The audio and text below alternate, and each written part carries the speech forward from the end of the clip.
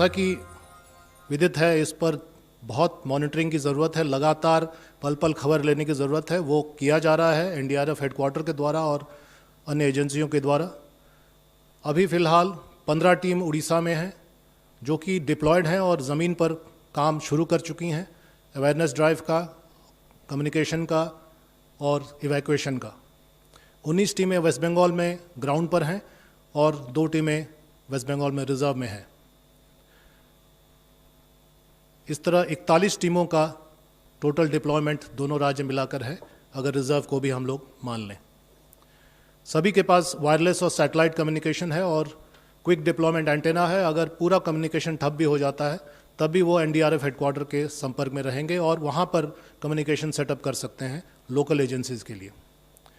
जो experience cyclone Fani का हुआ उससे हम लोगों ने कुछ सीख ली है और पर्याप्त ट्री कटर्स, पोल कटर्स इत्यादि पोस्ट लैंडफॉल रेस्टोरेशन के लिए रखा गया है अगर उसकी ज़रूरत पड़े तो।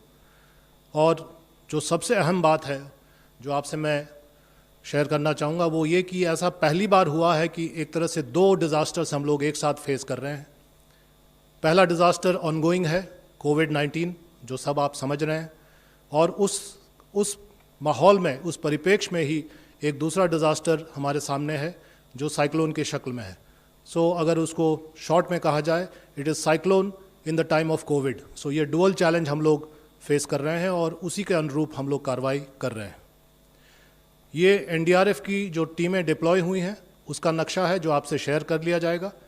ये दोनों राज्यों को मिलाकर नक्शा है जिसमें आप देख सकते हैं 34 टीमें डिप्लॉयड हो चुकी हैं, 41 टीमें डिप्लॉयड हो चुकी हैं, जिसमें से 34 डिप्लॉयड हैं और 7 रिजर्व में। वेस्ट बंगाल में 21 टीमें हैं अगर रिजर्व को माना जाए तो, लाल में रिजर्व है, और 19 टीमें ज़मीन पर ऑलरेडी डिप्लॉयड हैं, अपना काम कर रही हैं।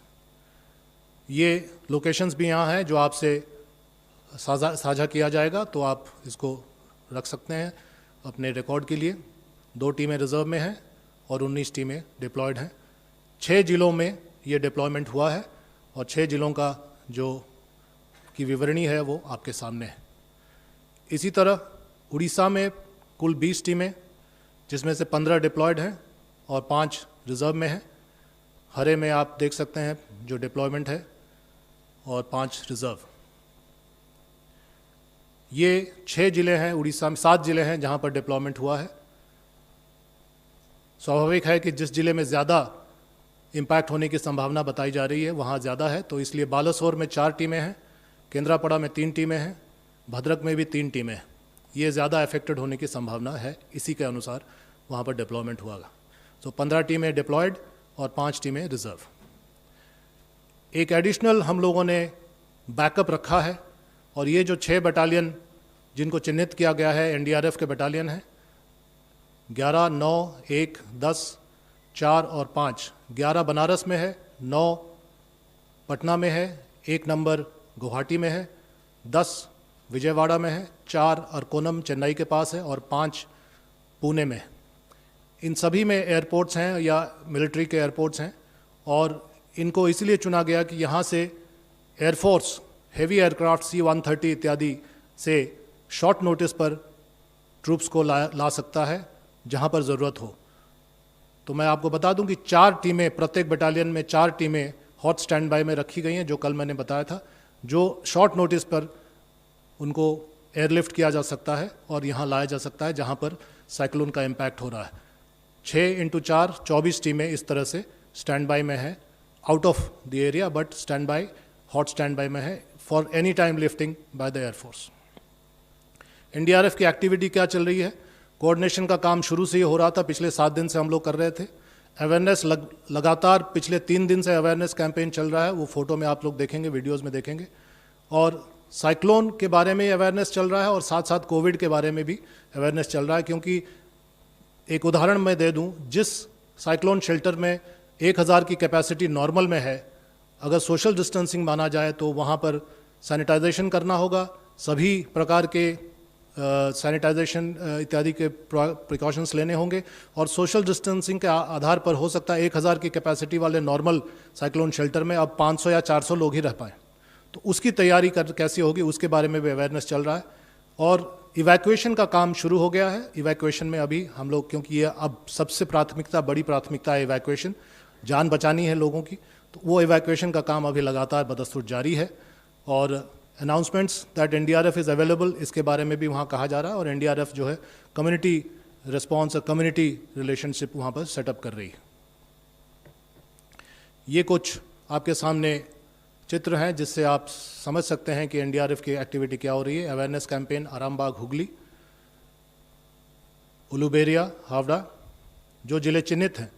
सागर आइलैंड में आप देख सकते हैं अवेयरनेस कैंपेन चलाया जा रहा है। और सागर आइलैंड एक मेजर इम्पैक्ट एरिया होगा इस साइक्लोन से। अगर प्रेडिक्शन के हिसाब से हम लोग चलें तो यहाँ लैंडिंग होने की पूरी संभावना है। ये 24 परगना नॉर्थ, हसनाबाद, यहाँ पर अवेयरनेस कैंपेन चलाया जा रहा है। ये काकद्वीप, जो दूसरा आइलैंड है सागर आइलैंड के साथ साथ काकद्वीप, जो कि हाई इम्पैक्ट जोन माना जाता है। अगर एज पर प्रेडिक्शन और एज पर ट्रैजेक्टरी लैंडिंग हुई तो काकद्वीप भी बुरी तरह से अफेक्ट हो सकता है। ये उड़ीसा में आते हैं। उड़ीसा में जो अवेयरनेस कैंपेन का सिलसिला है वो पिछले 3 दिन से चल रहा है। और ये भद्रक में है, जो कि एक सस्पेक्ट डिस्ट्रिक्ट है कि वहाँ पर इम्पैक्ट ज़्यादा हो। ये जगत सिंहपुर में है, जो भी एक हाई इम्पैक्ट डिस्ट्रिक्ट माना जाता है। ये बालासोर में है, यह भी एक हाई इम्पैक्ट डिस्ट्रिक्ट, बल्कि यहाँ 4 टीमें हैं एनडीआरएफ की। ये केंद्रापाड़ा में है और ये पुरी में है। तो ये हमारी जो कार्रवाई है ये आपके सामने है।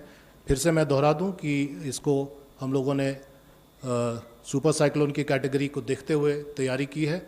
और एक बात मैं कह दूं कि आज ही नेशनल क्राइसिस मैनेजमेंट कमेटी की मीटिंग कैबिनेट सेक्रेटरी महोदय ने की। और आज ही, जैसा कि आप लोगों को विदित है, माननीय गृह मंत्री महोदय ने दोनों ही मुख्यमंत्री महोदय और महोदयों से बात किया और तैयारी के बारे में जायज़ा लिया है, जिसके आधार पर अब ये कहा जा सकता है कि पूरे समन्वय के साथ कार्रवाई हो रही है केंद्र और राज्य सरकारों में। सब्सक्राइब कीजिए the political optics YouTube channel को और बेल आइकन को दबाइए देश दुनिया की ताज़ा खबरें सबसे पहले देखने के लिए।